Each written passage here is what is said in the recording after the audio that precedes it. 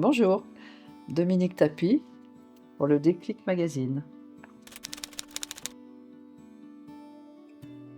Alors, Bernard était un homme, qui prenait la lumière et qui aimait être dans la lumière et bah, moi ça voulait dire que j'étais derrière, mais que je l'avais toujours à l'œil parce que comme il était très séduisant, heu, il avait beaucoup de groupies autour de lui.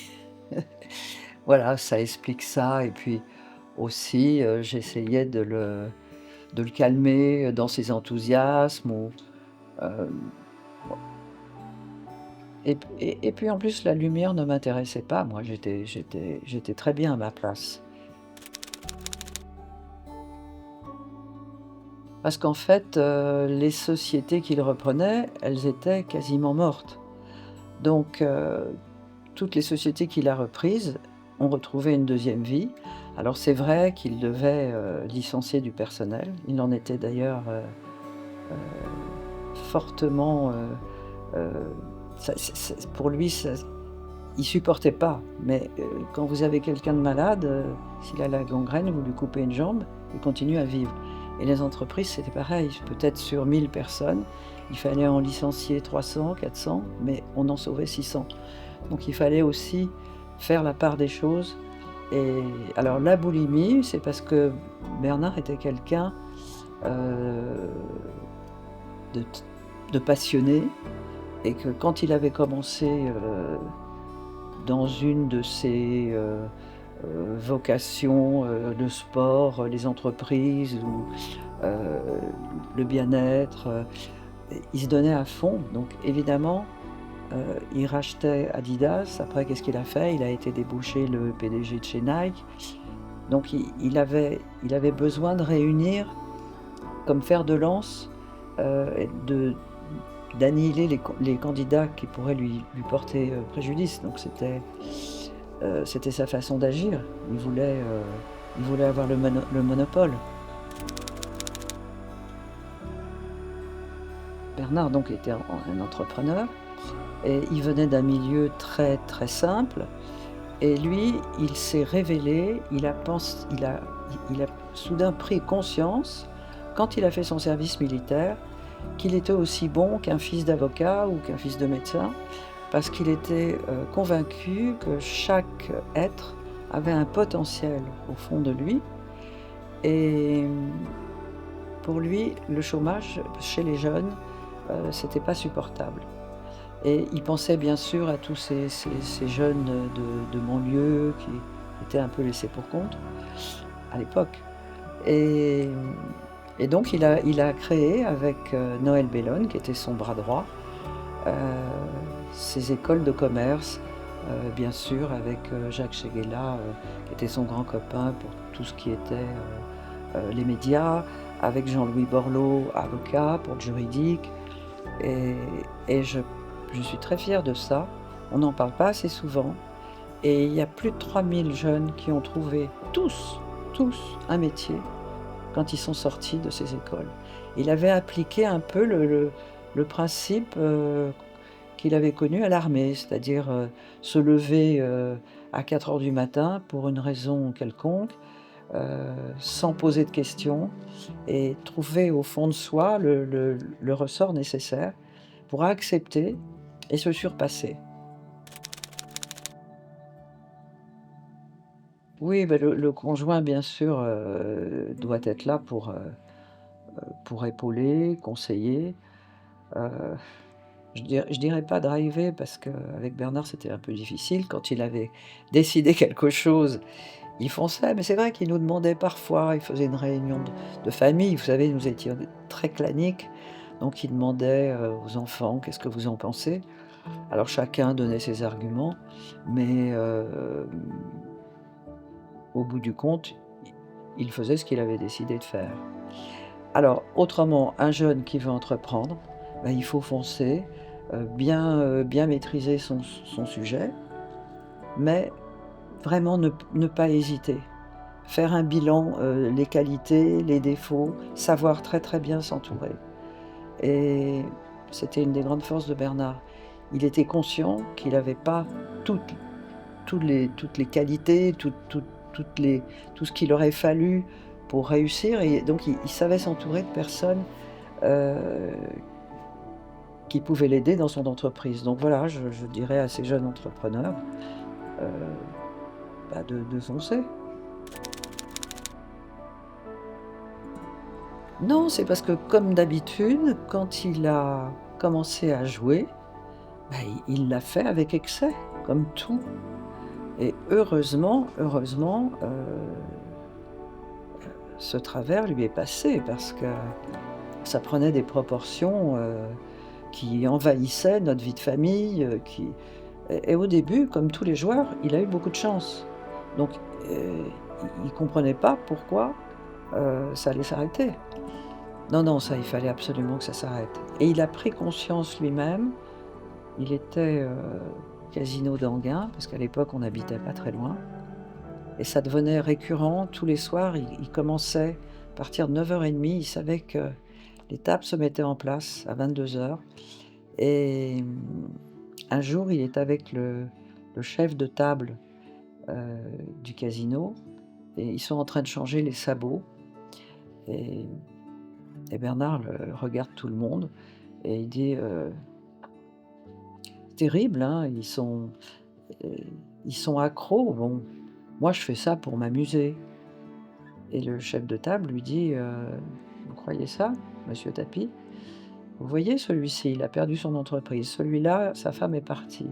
Celui-ci» avec tous des tocs, des superstitions, enfin, c'était vous savez, les salles de jeu, c'est amusant à regarder et là, la personne lui dit: «Mais vous savez, vous, dans quelques années, vous serez comme eux, vous serez là». Et là, d'un seul coup, il a pris conscience qu'il était en train de foutre en l'air tout ce qu'il avait monté. Il est rentré à la maison et il m'a dit: «C'est terminé» et ça lui a fait un électrochoc. Donc je remercierai jamais assez ce monsieur qui lui a fait prendre conscience qu'il était en train de partir en délire complet.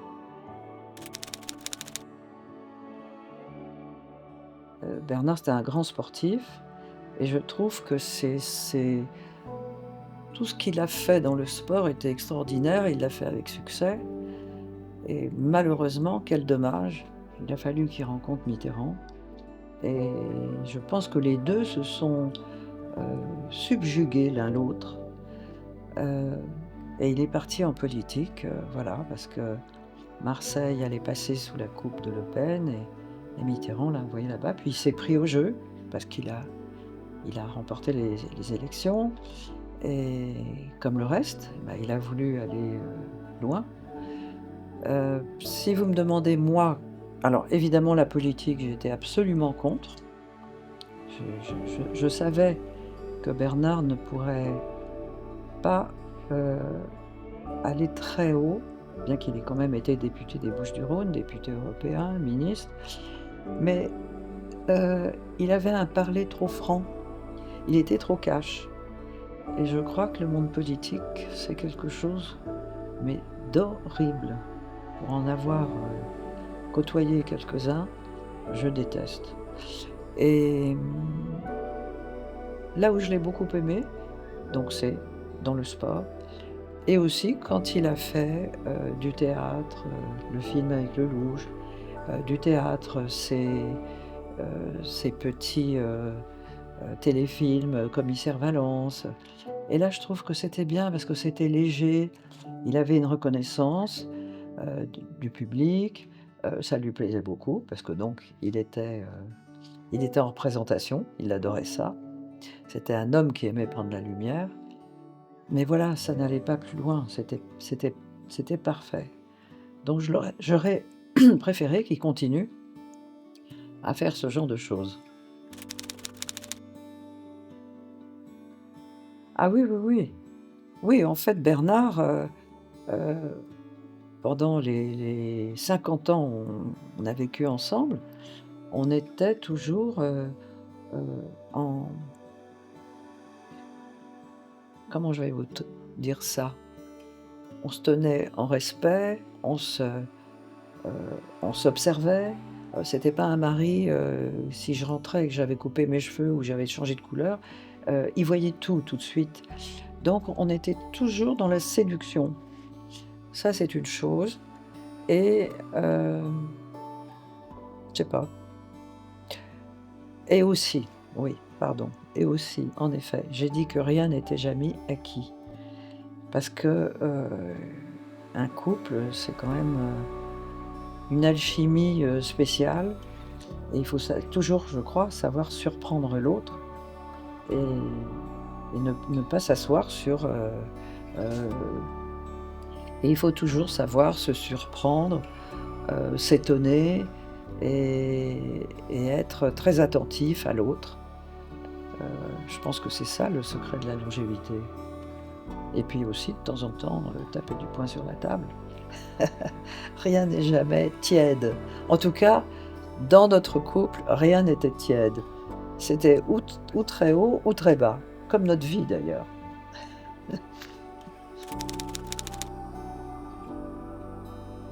Si j'étais restée avec mon petit fiancé, je pense que j'aurais eu une vie, très calme, bon enfant, enfin bon, je peux pas imaginer, mais Bernard, qu'est-ce qui a fait que j'ai craqué? C'est que, sous cet homme, très, virevoltant, avec une personnalité écrasante, j'ai découvert, quelqu'un qui avait des vraies valeurs, les mêmes que les miennes, de la famille, beaucoup de respect pour, ses parents. Il a été un bon père, il a été un bon fils, il a été un bon mari. Mais ça, je l'avais compris quand j'ai commencé à l'écouter et à sortir un peu avec lui. Puis il savait charmer. Il vous mettait, heu, il savait très, très bien, heu, vous envelopper de toute son attention. Et puis j'ai une vie extraordinaire, je me suis pas du tout ennuyée, heu, j'ai connu plein de gens, dans différents, domaines. C'était ça qui faisait c'était palpitant. C'était toujours, c'était pas la routine. Alors c'est vrai que parfois j'aurais aimé que ce soit plus calme, mais bon, je regrette rien.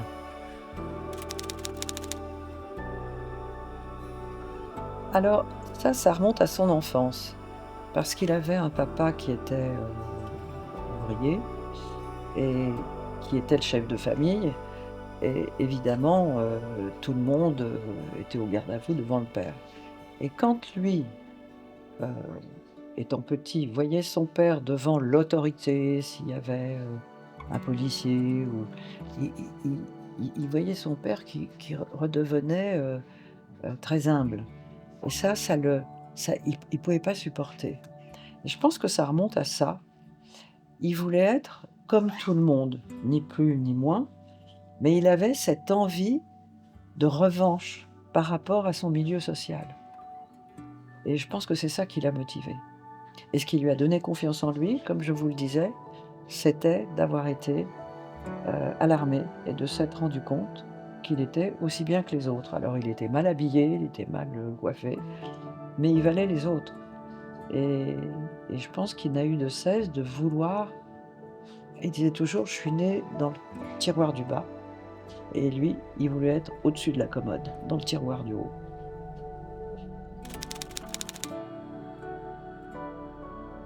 D'abord, Bernard, c'était un dominant, mais un dominant sensible. Donc il faisait quand même très attention à son entourage. Heu, il avait une bravoure, il me l'a prouvé tout au long de notre vie. C'était quelqu'un qui avait peur de rien. Quand on a été agressé, il a fait quelque chose d'incroyable, il a craché à la figure de nos agresseurs. Là, je me suis dit: «On est mort». Et il avait aussi une éthique personnelle, comme je vous le disais, très, loyal avec ses amis, heu, se sentait responsable de la famille, on se sentait toujours en sécurité avec lui et puis c'était, un visionnaire, quand je vois aujourd'hui, qu'on est tous en basket et quand il a racheté Adidas, il avait fait une ligne sportswear et il avait dit: «Tout le monde finira en basket», les banlieues. Il savait qu'il fallait faire quelque chose. Quand il avait été nommé ministre de la ville, il avait tout fait pour, sortir, ces jeunes. Heu, il était aussi, quelqu'un d'altruiste, il aimait, heu, donner la voix aux gens qui n'avaient pas droit au chapitre. Et je pense que c'est ça que je rencontre dans mes manifestations, quand je vais faire une prestation avec les gens. Je pense qu'il ressentait ça. C'était quelqu'un d'humainement bon, au fond de lui. Même s'il avait tout ce cette personnalité, il envahissait l'espace, et puis alors un dynamisme, il savait, entraîner tout le monde, donc voilà ce que je retiendrai de cet homme qui était quand même, exceptionnel.